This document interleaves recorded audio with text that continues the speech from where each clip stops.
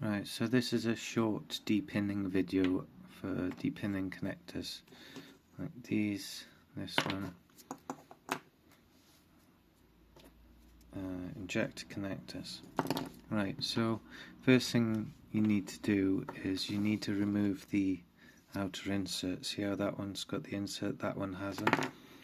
And I'm not going to actually do the depinning now, but if you notice on this connector there's a little like insert there and insert there, and if you look at these pins, they got like an upward thing, so basically you've got to flatten those pins out to be able to pull it out. Now when you take it off a harness on the car, it'll likely come like this with this piece here. Now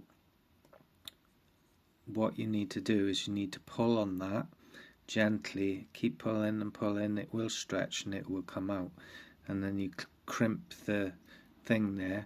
And the reason for that is if you don't do that, you're going to have problems getting this back in. Now let me find the connector and show you that. So it either goes in this way or 180. Now see how the wire's bending? It's just not going to go in. It just doesn't want to go. So really you have to pull this out and have it like this back there so that you can get it in. Now let me show you this here now without the rubber on there.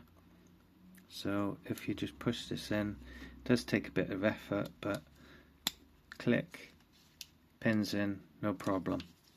And then what you do then is you stuff these back in, and you use a plastic tool like this, push it around the edge, push, push, push, gets it back in as well.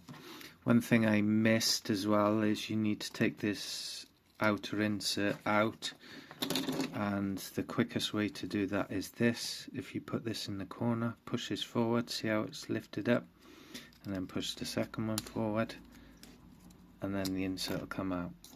So take the insert out, use the pinning tool.